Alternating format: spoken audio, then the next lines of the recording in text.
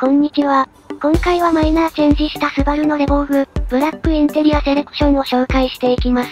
今回、D 型となり、4回目のマイナーチェンジになりますが、これに伴って、内装色をブラック基調としたブラックインテリアセレクションが導入されたようですね。なので、今回はそのブラックインテリアセレクションのレボーグを紹介していきます。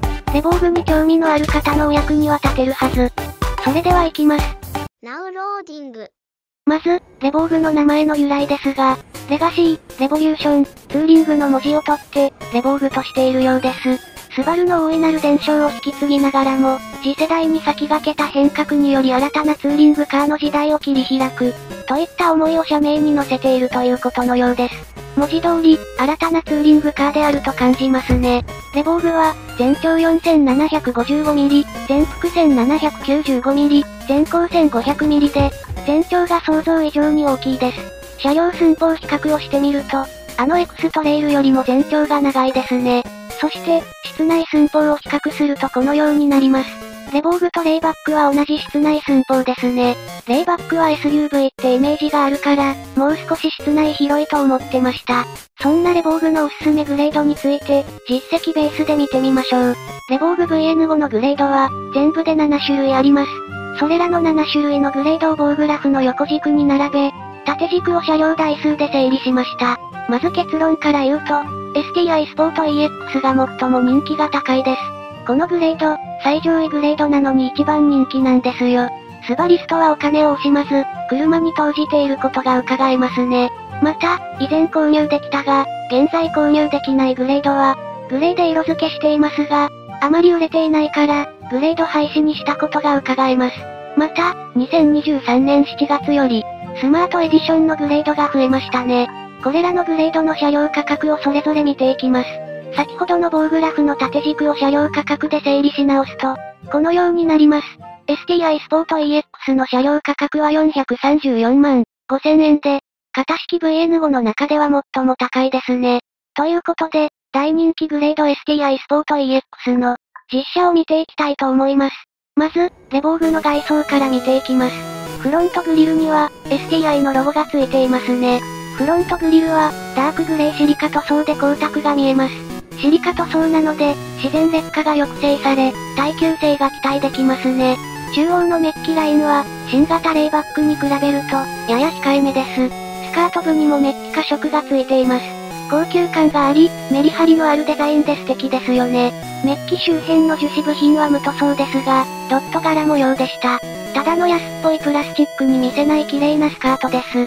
ヘッドランプは、光軸調整用ランプの大きさに合わせたデザインで、この字型にポジションランプをレイアウトしています。フロントサイドロアの樹脂部品ですが、こちらには空力性能を意識した穴は見られませんでした。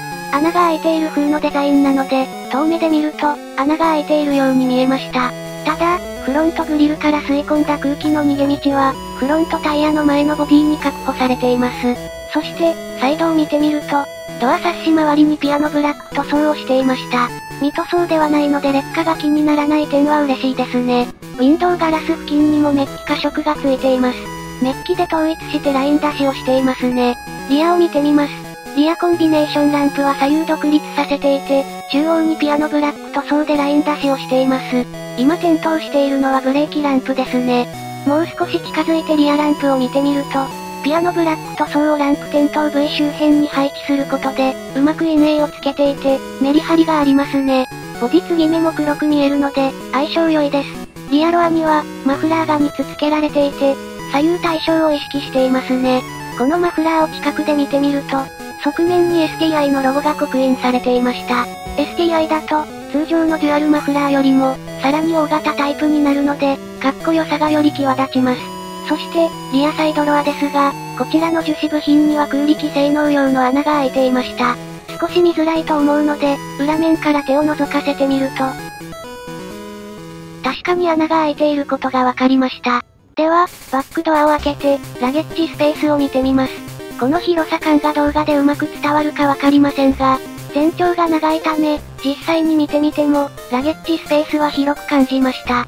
右側にラゲッジランプが配置されています。ラゲッジの開口幅で1メートル以上もあるので、ゴルフバッグも楽々詰めますね。ラゲッジボードの下を見てみます。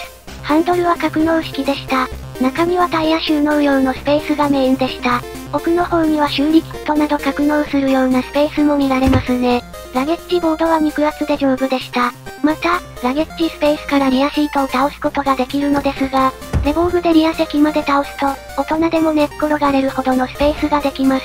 フルフラットでリアシートとの段差がないのも嬉しいですよね。また、リアシートのリクライニング調整用の可動式固定具が搭載されているので、リクライニングを調整できます。あまり見かけないですが、リア席に座っていて寝たいとき重宝しますね。走行中でも簡単にリクライニング調整できるように、シートのサイド側にも調整用のレバーがついていました。わざわざ同じ機能の機構を2つも設けるほどなので、結構人気の仕様なのだと思います。バックドアには、自動開閉用のスイッチがついているので、楽にバックドアを閉められます。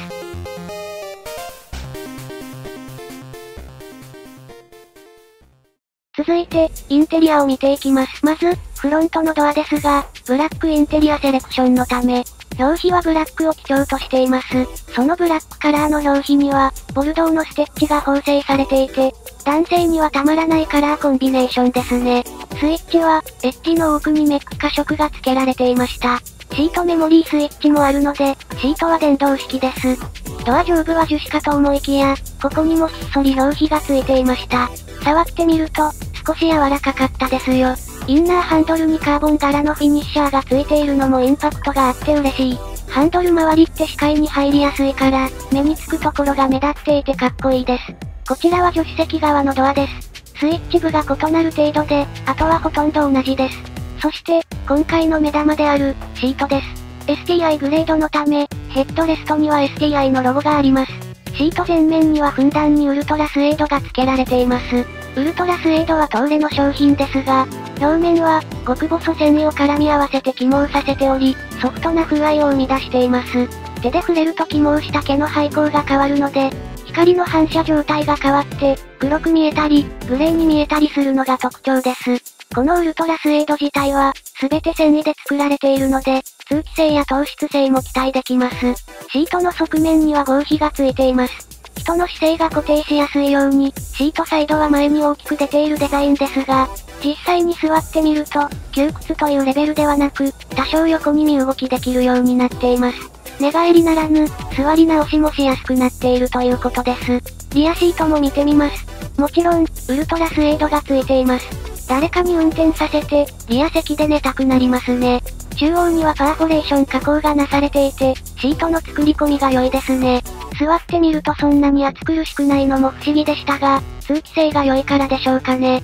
合皮部分には、ボルドーステッチを縫製していますが、見えにくい下部はホワイトステッチですね。シートの上面のボルドーステッチをよりアクセントとして際立たせるためだと思います。レボーグの後席に座れる人は本当に羨ましいですよ。こんなソフトのシートで、リクライニング調整もできてしまうんだから、たまらんですよ。ここまで来ると、ウルトラスエードの柔らかい枕も欲しいなぁ。コンソールにはドリンクホルダーが2つついています。フィニッシャーがピアノブラック塗装だったので、やや傷が気になりますね。ここはマットな未塗装樹脂でもいいけど、STI だからここも上品にしているのかな。5人乗りですが、シートの中央は合皮でした。ここもボルドーのステッチが良いアクセントですね。テーパー形状に縫製されています。最後の前席を見てみます。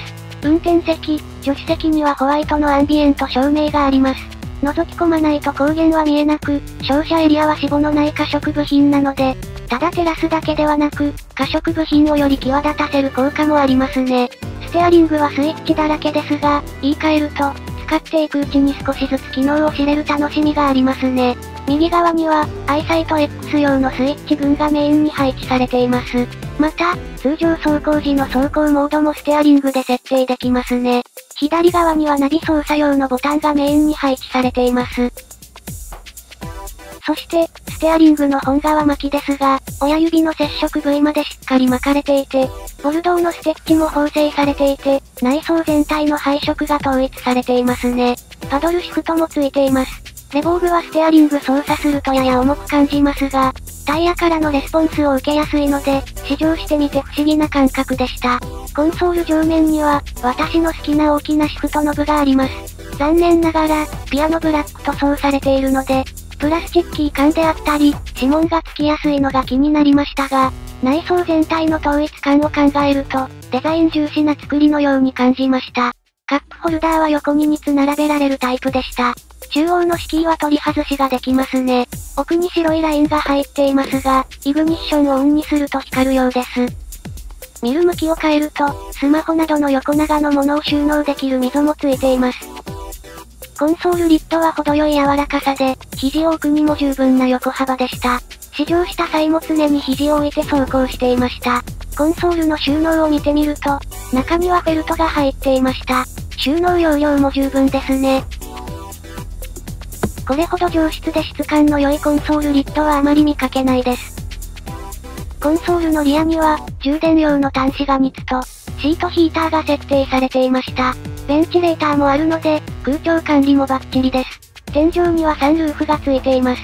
サンシェードは手動式ですが、マップランプのスイッチで、ルーフのガラスの開閉ができます。ディーラーで聞いた話によると、日本向けというよりも海外でサンルーフが人気があるそうで、その名残で日本にもサンルーフを採用しているようです。スマートエディション EX を除く全車でメーカーオプションのようです。いかがでしたでしょうか？現行レボーグですが、2020年のカーオブザイヤーで他社に圧倒的な差をつけて、437点と異例の得点を獲得して、堂々1位になったことがある大人気車種です。3D 高精度地図データと、GPS や準天頂衛星導きなどの情報を活用した高度運転支援システムである、アイサイト X 装備によって世界一安全な車として評価もされています。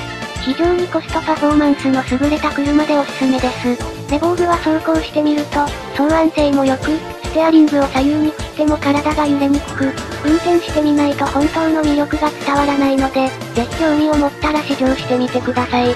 ちなみに私が試乗したのは、C 型の STI なので、D 型もいずれ試乗してみます。それではまた。